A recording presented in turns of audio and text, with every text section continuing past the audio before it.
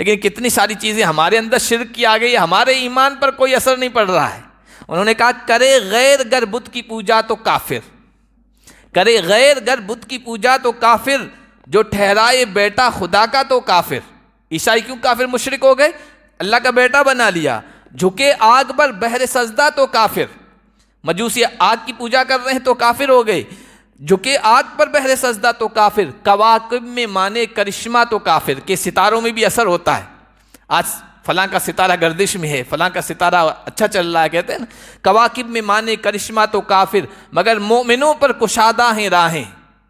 مسلمانوں پر تو راستے کھلے ہوئے، مگر مومنوں پر کشادہ ہیں راہیں، پرستش کریں شوق سے جس کی چاہیں، نبی کو جو چاہیں خدا کر دکھائیں، اماموں کا رتبہ نبی سے بڑھائیں، مزاروں پہ دن رات جا کے نظریں چڑھائیں، شہیدوں سے جا جا کے مانگیں دعائیں، نہ توحید میں کچھ خلل اس سے آئے، نہ اسلام بگڑے نہ ایمان جائے۔ کوئی ان اللہ لا یغفر ان یشرک به ویغفر ما دون ذلک لمن یشاء ومن یشرک باللہ فقد افترى اثما عظیما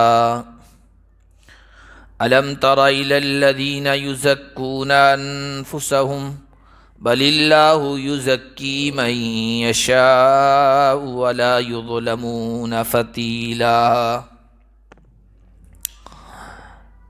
آج کے درس کا آغاز ہم اللہ کے فضل و کرم سے سورہ النساء کی آیت نمبر 48 سے کر رہے ہیں۔ اللہ تعالیٰ نے فرمایا بے شک اللہ اس بات کو ہرگز معاف نہیں فرمائے گا کہ اس کے ساتھ شرک کیا جائے، اور اس کے علاوہ گناہ جس کے لیے چاہے گا معاف کر دے گا، اور جو اللہ کے ساتھ شریک ٹھہرائے تو اس نے بہت بڑا گناہ باندھا ہے، بہت بڑے جھوٹے گناہ کا افتراء کیا ہے۔ شرک جو سنگین گناہ ہیں، خطرناک قسم کے گناہ، ان میں سب سے پہلے نمبر پہ آتا ہے، اور اللہ تبارک و تعالیٰ کو یہ چیز پسند نہیں ہے۔ دوسرے جو چھوٹے چھوٹے گناہ ہیں تو وہ جرموں کی، خطاؤں کی فہرست میں آتے ہیں اور معافی کے قابل ہیں، لیکن شرک غداری کی فہرست میں آتا ہے، اور غداری، دیش دروہی، یہ بہت خطرناک دیش دروہ جرم ہوتا ہے۔ تو اللہ کی ذات میں بھی شرک کرنا یہ اسی قسم کا گناہ ہے، اسی لیے قرآن اس بارے میں بڑا سخت ہو جاتا ہے۔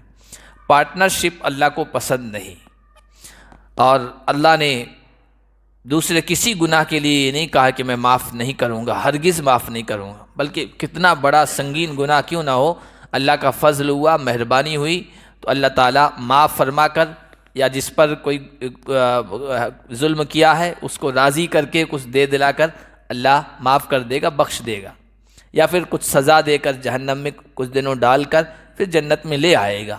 ایسا نہیں کہ ایمان والا جس نے کوئی جرم کیا وہ ہمیشہ ہمیشہ جہنم میں رہے گا، ایسا نہیں ہو سکتا ہے۔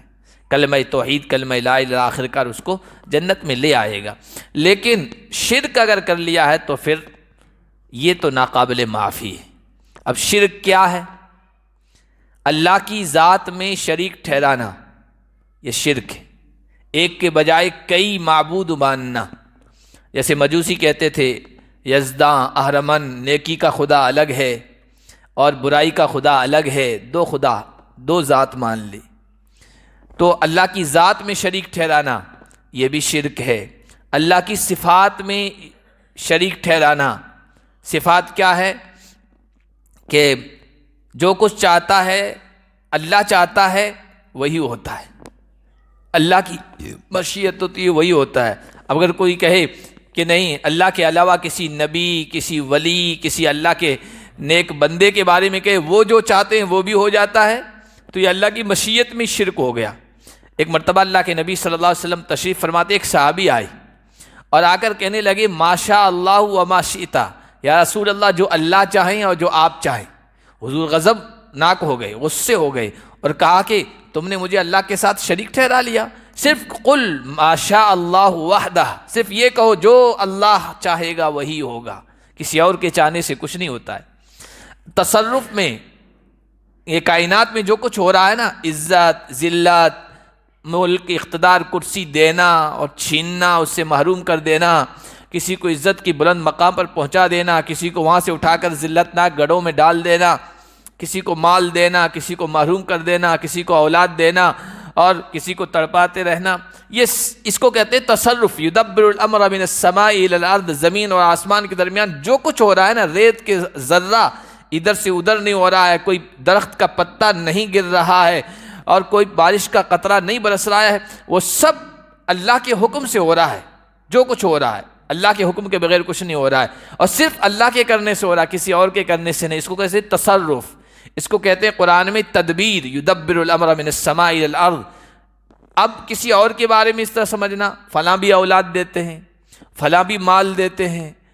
مشرکوں نے اسی طرح تو شرک کیا ہے، اولاد دینے والی دیوی الگ، مال دینے والی لکشمی الگ، گیان دینے والی سرسوتی الگ، موت دینے والا دیوتا الگ، رزق دینے والا الگ، بانٹ دیے، محکمے ڈپارٹمنٹ بانٹ دیے، یہ شرک ہے۔ اسی طرح کوئی اپنے آپ کو مسلمان کہنے والا، کلمہ گو، توحید کا دعوے دار، تصرف کسی کے کہے فلاں جو ہے بزرگ و اولاد سے نوازتے، وہاں چلے جاؤ وہ دے دیں گے، اور جو ہے مال دولت فلاں کی وجہ سے ملتا ہے، یہ اگر خیال رکھے گا، یہ تصور رکھے گا تو یہ بھی شرک ہے۔ یہ اللہ کے تصرف میں شرک کرنا۔ عبادت میں شرک ہوتا ہے، نماز اللہ کے لیے پڑھ رہے ہیں، کسی اور کے لیے پڑھ لیں۔ طواف بیت اللہ کا ہوتا ہے کہ قبر میں کے جا کر اوپر وہاں چکر لگا لیں، کسی مزار کا جا کے، یہ عبادت میں جو ہے شرک ہو رہا ہے۔ اسی طرح عادت میں شرک ہوتا ہے۔ بہت ساری چیزیں ایسی ہیں جو مشرکانہ ہیں اور ہم مسلمان اختیار کیے ہوئے ہوتے ہیں۔ کڑے ہوتے ہیں، یہ کڑے لگے ہوئے، کتنے نوجوان کڑے پہن رہے ہیں، کتنے نوجوان ہیں جو لاکٹ پہنتے ہیں عیسائیوں کا، وہ کراس والا، کتنے نوجوان ہیں جو زنار ہیں پہنتے ہیں مشرکوں والے، یا کانوں میں شرکیہ جو چیزیں ہیں، جو شرک کی علامتیں ہیں، شرک کے شاعر ہیں، شرک کی پہچانیں، کفر کی علامتیں ہیں، یعنی دوسرے مذہبوں کے ماننے والے ان کو اختیار کیے، اس کے پیچھے ان کا کوئی لاجک ہے، ان کے پیچھے ان کا کوئی عقیدہ ہے، اور وہ ہم مسلمان اختیار کیے ہوئے ہیں۔ حضور علیہ الصلوۃ والسلام کے پاس ایک آدمی آیا اور اس نے اپنے گلے میں یہ پہنا ہوا تھا صلیب، صلیب کہتے ہیں کراس کو، عیسائیوں کا جو کراس ہوتا ہے ان کے چرچوں پہ یہ نشان ہوتا ہے، حضرت عیسیٰ کو وہ سولی پہ لٹکا دیا گیا، اس کا نشان ہوتا ہے، اور وہ لٹکائے ہوئے تھا۔ حضور نے کہا کہ انزے ھذا الوثن عنک، یہ بت ہے، یہ بھی بت ہے، اس کو ہٹاؤ، اس کو ختم کرو۔ تو کتنی ساری چیزیں ہیں آج ہمارے مسلمان وہ شرکیہ چیزیں اختیار کیے ہوئے ہیں، یہ عادت میں ہے۔ قسم میں شرک، قسم صرف اللہ کی کھانی چاہیے، اب اللہ کے علاوہ باپ دادا کی قسم کھا رہا ہے، پیر کی قسم کھا رہے ہیں، یعنی ان کو کیوں اللہ کی جتنی عظمت ہے گویا پیر کی ہو گئی، کسی بڑے کی ہو گئی۔ یعنی بعض چیزیں تو ایسی ہیں لوگ اللہ کی قسم کھانے کے لیے تیار ہو جاتے ہیں لیکن پیر کی قسم کھانے کے لیے تیار نہیں ہوتے۔ اللہ کی قسم کھا لی تو کوئی نقصان نہیں ہوگا، جھوٹے ہو گئے، لیکن ان کی کھا لی تو ڈاڈے کی قسم کو کھاؤ، ڈاڈے کی قسم، ہمارے یہاں ہوتا ہے ایسا۔ تو یہ شرک ہے، یعنی عظمت میں برتری میں ان کو آگے بڑھا دیا۔ تو قسم میں اس لیے حضور نے کہا اپنے آبا و اجداد کی قسم نہ کھاؤ، جس نے قسم کھائی اللہ کے علاوہ اس نے شرک کیا ہے۔ اسی طرح ما فوق الاسباب مدد طلب کرنا، ما فوق الاسباب کا مطلب آپ ہمارے سامنے بیٹھے ہیں، ہم نے کہا بھائی یہ موبائل ادھر دے دو، یہ کوئی شرک نہیں ہے نا۔ موبائل سے آپ کسی سے بات کر رہے ہیں اور کچھ کہہ رہے ہیں کہ بھائی میرے لیے پیسے بھیجو وہاں سے، سعودیہ سے بھائی ہے کوئی اور ہے، میرے لیے موبائل بھیجو دبئی سے، یہ کوئی شرک نہیں ہے، کیونکہ یہ سبب سے ہم اس سے بات چیت کر رہے ہیں، اس سے کوئی چیز مانگ رہے ہیں، مدد طلب کر رہے ہیں۔ کوئی سبب نہیں ہے، جیسے اللہ کی ذات ہے نا، اللہ کی ذات کو ہم پکارتے ہیں، بیچ میں کوئی سبب نہیں ہوتا ہے۔ ہمارا عقیدہ یہ ہوتا ہے اللہ ہمیں دیکھ رہا ہے اور اللہ ہماری جو بھی ہم پکار کریں گے، جو بھی مانگیں گے، اللہ اس کے دینے پر بھی قادر ہے۔ اس طرح اللہ کے علاوہ کسی اور مخلوق کو پکارنا یہ ما فوق الاسباب استعانت اسے کہتے ہیں، یہ شرک ہے۔ اب کہتے ہیں اللہ مدد فرما، کشتی بھور میں پھنس گئی ہے نکال دے، یہ اللہ سے مانگ رہے ہیں۔ اسی طرح تصور رکھتے ہوئے کسی اللہ کے ولی کے بارے میں کہنا کشتی پھنس گئی ہے تو لگا دے پار، ہے نا، بہت سارے ایسے شرکیہ چیزیں ہیں، یا معین الدین چشتی لگا دے پار کشتی، یا باء الحق لگا دے بڑا دھک، اس طرح کے جملے مشہور ہیں لوگوں میں، شرکیہ ہیں۔ اللہ کے علاوہ اسباب کے بغیر پکار رہے ہیں، ندا لگا رہے ہیں، یا فلاں المدد۔ تو اللہ کے علاوہ چاہے نبی ہو، ولی ہو، پیغمبر ہو، اللہ کا محبوب بندہ ہو، اس طرح اس کو پکارنا تو یہ بھی شرک ہے۔ بدشگونی بھی شرک ہے۔ بدشگونی کیا ہے کہ آپ راستے میں جا رہے تھے، کوا آ گیا، کائیں کائیں کرنے لگا، یار کام صحیح نہیں ہوگا۔ الو بیٹا دیکھا تو یار الو ہے، بربادی ہو جائے گی، تباہی آ جائے گی۔ اسی طرح کی بہت ساری چیزیں ہیں۔ کوئی صبح صبح نکلے تھے، کوئی بیچارہ آنکھ سے معذور تھا کہ یار یہ صبح صبح سامنے آ گیا، کام نہیں ہوگا۔ اس طرح کی چیزیں یہ بدشگونی میں آتی ہے۔ الطیرۃ شرک، حضور نے فرمایا بدشگونی لینا یہ بھی شرک ہے۔ اسی طرح توسل وسیلہ، اور وسیلے میں یہ عقیدہ کہ جس کا وسیلہ ہم دے رہے ہیں اب اللہ مجبور ہوگا دینے پر، ان کی ٹالتا نہیں، اللہ ہماری سنتا نہیں، ان کی ٹالتا نہیں، اس طرح وسیلہ دینا۔ جیسے مکہ کے بت پرست بتوں کا وسیلہ دیتے تھے، وہ کہتے تھے ما نعبدہم الا لیقربونا الی اللہ زلفیٰ، یہ جو ہم بتوں کی پوجا کر رہے ہیں یہ ان کو معبود نہیں مان کر، بلکہ اس لیے کہ ہم یہ اللہ کے قریب ہیں۔ ہم کہتے ہیں لات اور عزیٰ کی وجہ سے تو ہمیں دے دے، تو اللہ دینے پر مجبور ہوتا ہے، ان کی ٹالتا نہیں۔ اب کسی اللہ کے بندے کے بارے میں اس طرح وسیلہ دینا، توسل اسے کہتے ہیں، کہ اب کسی اللہ کے نیک بندے کا وسیلہ دیں گے تو پھر اللہ کو دینا ہی ہے، اللہ مجبور ہے، وہ ٹالے گا نہیں۔ توسل میں شرک ہوتا ہے، تو یہ بھی شرک کی قسم ہے۔ بہت ساری علماء نے کتابوں میں تفصیل کے ساتھ لکھی ہے۔ یہ اس لیے تفسیر کی ہم نے کہ آج بہت ساری شرک کی چیزیں ہیں جو ہم مسلمانوں میں آ گئی ہیں، اور اللہ یہاں برائی بیان کر رہا اہل کتاب کی، یہودیوں اور عیسائیوں کی۔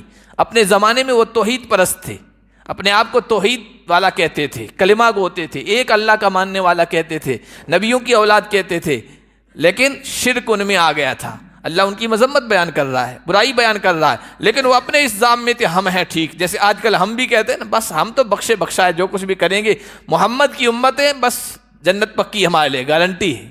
ان کا زعم، ان کا گمان بھی یہی ہو گیا تھا۔ اپنے زمانے کی جو صحیح راستے پر امتیں تھیں یہود و نصارہ، ان کا بھی یہی گمان تھا، شرک میں مبتلا ہو گئے تھے۔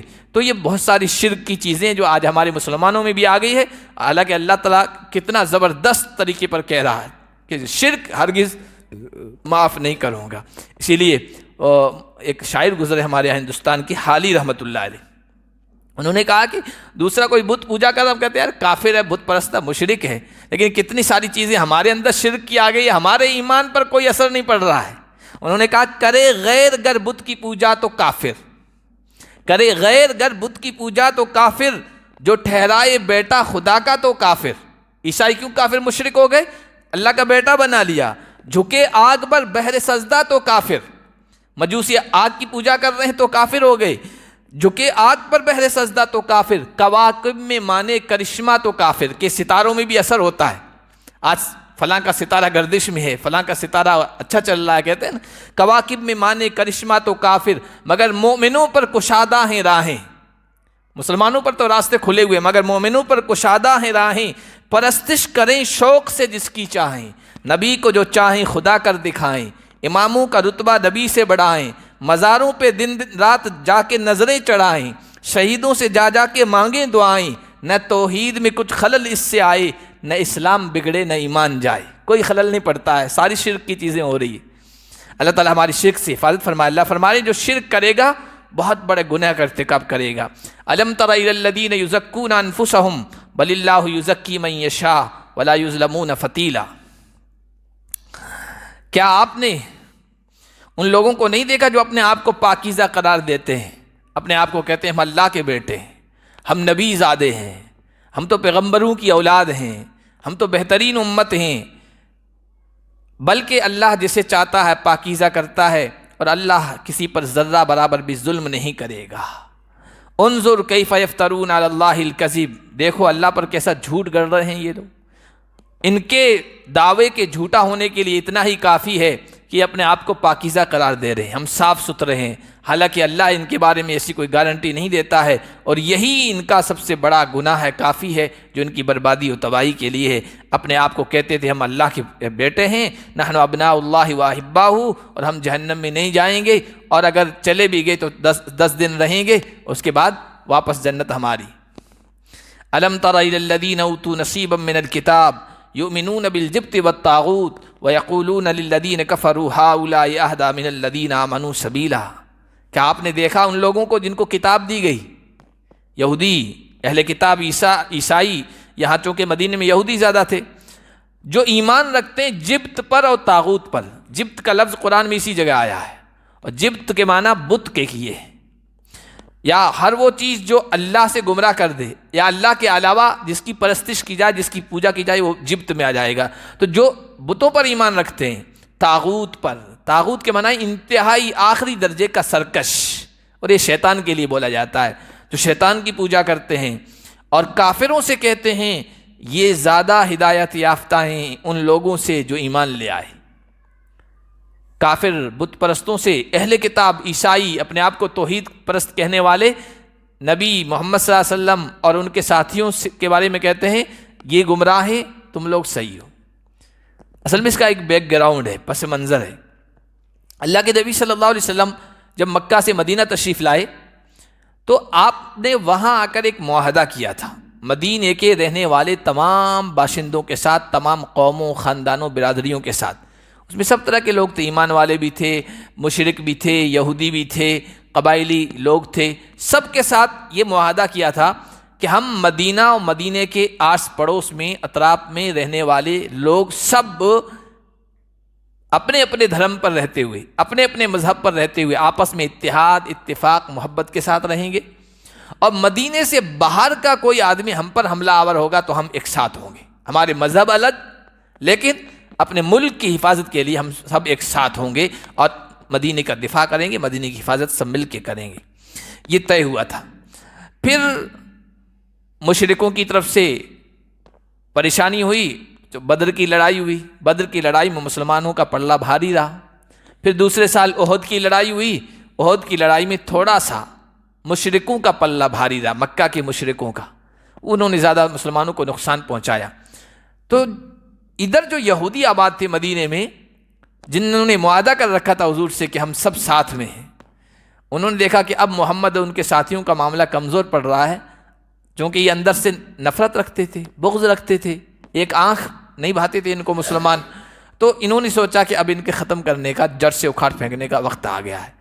تو مدینے کے پاس میں ایک بڑا یہودی عالم بھی تھا، مالدار بھی تھا، تاجر بھی تھا، کعب بن اشرف اس کا نام تھا، بڑا پاورفل انسان تھا، اثر رسوخ کرنے والا تھا، اور حضور نے جب معاہدہ کیا تھا اس معاہدے پر دستخط اس نے بھی کیے تھے، لیکن اس نے سوچا کہ احد میں مسلمانوں کو نقصان پہنچ چکا ہے اور اب یہ کمزور ہو گئے ہیں، اب ایسا کریں اندر خانے مکے والوں سے مل کر ان کو بلا کر ہم سب ان کو ختم کر دیں۔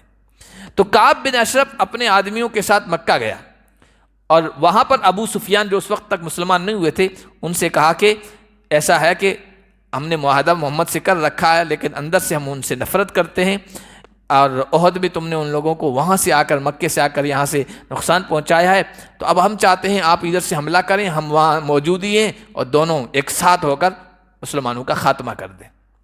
ابو سفیان نے کہا مجھے یقین نہیں آ رہا ہے، پہلے تم یہ بتاؤ کہ ہم درست ہیں یا محمد اور اس کے ساتھی درست ہیں، صحیح راستے پہ کون ہیں؟ تو وہ کعب بن اشرف، حالانکہ ہم پچھلے درس میں پڑھ چکے ہیں، اہل کتاب کو پتہ تھا آخری نبی آنے والے ہیں، کس خاندان میں آئیں گے وہ بھی پتہ تھا، سب نشانیاں پتہ تھی، لیکن بغض میں، عداوت میں، نفرت میں، مسلمانوں سے اندر سے جو جل رہا تھا نا، اس نے کہا کہ نہیں تم لوگ ٹھیک ہو، حالانکہ بت پرست تھے، کہا کہ تم جو بتوں کی پوجا کرنے والے وہ ٹھیک ہو، محمد اور ان کے ساتھی صحیح نہیں ہیں، انہوں نے تو اپنے باپ دادا کا راستہ بھی چھوڑ دیا ہے۔ تو ابو سفیان نے کہا کہ ٹھیک بات کہہ رہے ہو، دوسری بات یہ کرو کہ تم اپنے 30 آدمی، ہمارے 30 آدمی دونوں مل جائیں اور کعبہ کے سامنے بالکل آ کر یہ معاہدہ کریں کہ ہم ایک دوسرے کا ساتھ دیں گے اور کوئی غداری نہیں کریں گے، ہم ادھر سے آئیں گے، آپ وہاں اندر سے حملہ کرنا اور مسلمانوں کا خاتمہ کریں گے۔ تو 30 آدمی اس نے اپنے دے دیے، اور 30 آدمی دے کر پھر بیت اللہ کے سامنے یہ معاہدہ ہوا اور یہ آپس میں قسمہ قسمی ہوئی اور اس میں جو ہے مسلمانوں کو ختم کرنے کی سازش ہوئی۔ تو اللہ تعالیٰ نے اسی طرف اشارہ کیا، وہ لوگ جن کو اللہ نے کتاب میں حصہ دیا، جن کو آسمانی کتاب دی، وہی کا پیغام دیا تھا، وہ بتوں پر ایمان رکھ رہے ہیں، کہہ رہے بت پرست اچھے ہیں توحید والوں سے، اور وہ طاغوت اور سرکش کی پوجا کر رہے ہیں، اور کہتے ہیں کافروں کے بارے میں کہتے ہیں تم لوگ زیادہ صحیح راستے پر ہو ایمان والوں سے۔ اللہ فرما رہے ہیں اولئک الذین لعنہم اللہ، یہ وہ لوگ ہیں جن پر اللہ کی لعنت ہے، پھٹکار ہے۔ لعنت کا لفظ اللہ اور اس کے رسول جب استعمال کرتے ہیں تو بہت ہی خطرناک جرم کے لیے، اللہ کی رحمت سے دوری جس کو ہو جائے وہ کب کامیاب ہو سکتا ہے، وہ کب نجات پا سکتا ہے۔ وَمَن يَلْعَنِ اللَّهُ فَلَن تَجِدَ لَهُ نَصِيرًا، اور اللہ جس پر لعنت فرما دے تو اس کے لیے آپ کو کوئی مددگار نہیں ملے گا۔ اللہ کی پھٹکار ہو جائے پھر کوئی اسے عزت دینے والا نہیں ہوگا۔ ام لہم نصیب من الملک فإذا لا یؤتون الناس نقیرا، اگر ان کو حکومت، اختیار، بادشاہی کا کچھ حصہ مل جائے تو لوگوں کو ذرہ برابر بھی نہ دیں۔ نقیر کہتے ہیں گٹھلی کی جو لکیر ہوتی ہے، گٹھلی کی کھجور کی گٹھلی کے اندر کی، اور اس پر جو پردہ ہوتا ہے وہ پتلا سا باریک سا، اس کو کہتے ہیں معمولی چیز ہوتی ہے، حقیر چیز ہوتی ہے۔ تو حقارت کی طرف کہا کہ اگر ان کو ذرا بھی اختیار مل جائے نا، کچھ پاور مل جائے تو یہ لوگوں کو کچھ بھی نہ دیں، سب اپنے لیے فکس کر لیں، سب اپنے لیے ریزرو کر لیں، سارے لوگوں کو محروم کر دیں۔ یہ کیوں کہا؟ اس وجہ سے کہ یہ جو یہودی تھے یہ حسد میں اور جلن میں مبتلا تھے نبی علیہ الصلوۃ والسلام سے اور آپ کے ماننے والوں سے۔ ام یحسدون الناس علی ما آتاہم اللہ من فضلہ، آگے اللہ فرما رہے ہیں کیا یہ لوگ لوگوں سے حسد کرتے ہیں، جلتے ہیں اللہ کے اس فضل و مہربانی پر جو اللہ نے لوگوں کو دیا ہے؟ یہ حسد و جلن کیا تھی؟ ابھی میں نے بتایا کہ ان یہودیوں کو پتا تھا، ان کی کتابوں میں حضور کی نشانیاں آئی، حضور کے بارے میں علامتیں آئی، حضور کی خصوصیات کا تذکرہ ہوا ہے کہ آخری نبی آنے والے ہیں، کہاں آئیں گے، کس جگہ پیدا ہوں گے، کس جگہ ہجرت کر کے جائیں گے، سب کچھ پتا تھا، اور وہ اس کے انتظار میں بھی تھے، انتظار بھی کر رہے تھے، لیکن ان کے دل میں یہ تھا کہ یہ بنو اسحاق میں سے آنا چاہیے۔ حضرت ابراہیم کی اولاد ہے نا، اسماعیل اور اسحاق کے بیٹے ہیں یعقوب کی اولاد کو بنی اسرائیل کہتے ہیں۔ تو اب تک جتنے پیغمبر آئے تھے نا، ہزار، وہ سب پیغمبر بنو اسحاق میں سے تھے۔ اب محمد الرسول اللہ آئے ہیں، وہ بنو اسماعیل میں سے آئے ہیں، چچا زاد بھائیوں کے خاندان میں آئے ہیں، تو بھائی میں حسد ہو جاتا ہے، جلن پیدا ہو جاتی ہے، کسی کے عزت کو دیکھ کر، کسی کے مال کو دیکھ کر، کسی کے حسن و جمال کو دیکھ کر، کسی کو کچھ اللہ تعالیٰ نے نواز دیا اس کو دیکھ کر بھائی حسد کا شکار ہو جاتے ہیں۔ قرآن میں نبی زادے حسد کا شکار ہو گئے، حضرت یوسف علیہ السلام کے بھائی نبیوں کی اولاد تھے، وہ حسد کا شکار ہو گئی، اور پھر انہوں نے کیا نہیں کیا۔ تو یہ تو بہرحال اونچی پیڑھی سے چلے آ رہے تھے، بہت دور کی بات تھی نا، بنو اسحاق، بنو اسماعیل، اوپر جا کر ایک اور ہیں۔ تو حضور علیہ السلام بنو اسماعیل میں سے تھے، اب ان کو یہاں سے حسد ہو گیا، ہمام میں آخری نبیوں کا سردار ہمارے خاندان میں کیوں نہیں آیا، اسحاق کی اولاد میں، اسماعیل کی اولاد میں کیسے آ گیا؟ صرف اسی حسد اور جلن میں حضور کو نہیں مانتے تھے، تسلیم نہیں کرتے تھے۔ اور یہ جو ابو سفیان سے کہا کہ تم لوگ ٹھیک ہو، یہ محمد اور ان کے ساتھی ٹھیک نہیں، یہ اسی حسد و جلن میں کہا۔ تو اللہ نے فرمایا کیا حسد کی وجہ سے تمہیں اللہ کا فضل ہوا تو اللہ نے تم کو دیا؟ فقد آتینا آل ابراہیم الکتاب، ہم نے آل ابراہیم کو کتاب دی، حکمت، علم دیا، دانشمندی دی، انہیں بڑا زبردست ملک، بادشاہت، حکومت عطا فرمائی۔ اسماعیل بھی ابراہیم کی اولاد، اسحاق بھی ابراہیم کی اولاد، تو آج تک ابراہیم کی اولاد میں رکھا، ابھی بھی ابراہیم ہی کی اولاد میں ہے، بس تمہارے دوسرے بھائی کو مل گیا۔ اس سے پہلے میں نے کہا ہزاروں پیغمبر آئے حضرت اسحاق کی اولاد میں، ان پیغمبروں میں بھی بادشاہ آئے، زبردست بادشاہ، سلیمان جیسی حکومت کسی کی ہوگی؟ حضرت یوسف کی حکومت ملی، وہ بھی بنو آل ابراہیم میں سے تھے۔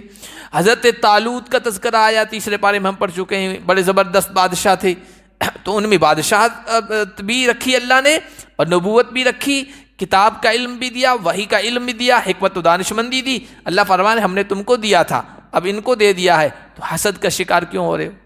حسد انتہائی خطرناک قسم کی بیماری۔ حسد کیا ہے؟ حسد کسی کی نعمت کو دیکھ کر یہ تمنا کرنا کہ اس کے ختم ہو جائے، یہ حسد ہے۔ اور ایک ہے رشک، وہ جائز ہے۔ رشک کا مطلب اللہ تعالیٰ نے اس کو یہ نعمت دی ہے، مال، عزت، دولت، دنیا کے اسباب، حسن و جمال، کوئی کمال، فن، خوبی، اللہ مجھے بھی دے دے، یہ رشک ہے، یہ جائز ہے، درست ہے۔ حسد کرنا درست نہیں ہے، وہ خطرناک بیماری ہے۔ حضور علیہ الصلوۃ والسلام نے ایک موقع پر ارشاد فرمایا تھا، دب الیکم داء الامم قبلکم، اے میری امت کے لوگوں، جو پچھلی قوموں میں اور امتوں میں بیماری لگ گئی تھی، آ گئی تھی، آہستہ آہستہ وہ تم میں بھی آ رہی ہے۔ صحابہ نے پوچھا رسول اللہ وہ کون سی بیماری ہے؟ فرمایا الحسد والبغضاء، حسد، جلن، بغض، کینہ، نفرت، یہ پچھلی قوموں کی خطرناک بیماریاں تھیں، اب تم میں بھی آ رہی ہیں آہستہ آہستہ۔ اور فرمایا حضور نے ہی الحالقہ، یہ حسد اور جلن کی بیماری صفایا کر دینے والی، مونڈ دینے والی ہے۔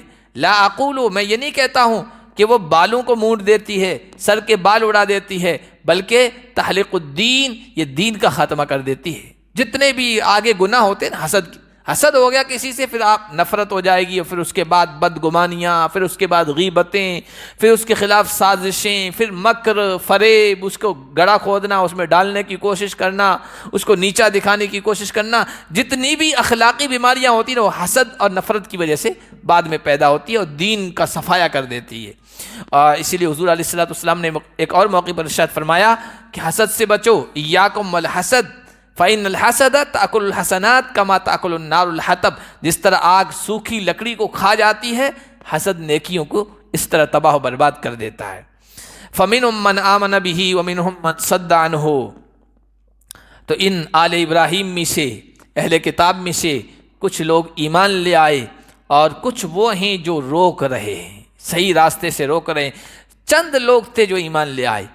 حضور علیہ الصلوۃ والسلام نے ارشاد فرمایا تھا کہ مدینہ اور مدینہ کے اطراف میں 10 بڑے یہودی عالم ہیں، اگر وہ ایمان لے آئیں تو ان کے پیچھے پوری قوم اسلام میں داخل ہو جائے، ایمان لے آئے، لیکن نہیں لے آئے۔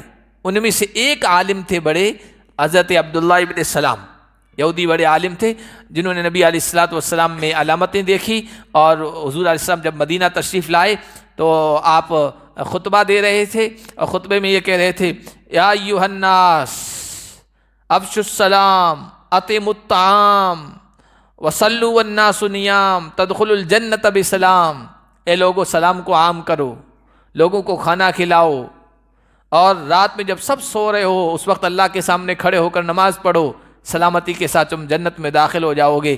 عبداللہ بن سلام کہتے ہیں میں نے یہ کلام ان کی زبان سے سنا، محمد کی زبان سے، میرے دل میں یہ یقین ہو گیا یہ کسی غیر کا کلام نہیں ہو سکتا، یہ کسی نبی کا ہی پورا اثر کلام ہے، اور پھر مسلمان ہو گئے تھے۔ تو ایک بڑے عالم یہودی مسلمان ہوئے ہیں، باقی اکثر لوگ وہ گمراہ ہی رہے، اور نہ صرف گمراہ رہے بلکہ لوگوں کو بھی روکنے کی کوشش کرتے رہے ہمیشہ، جیسے ابھی اس کعب بن اشرف کے بارے میں آیا، اس طرح اور بھی بہت سارے لوگ تھے۔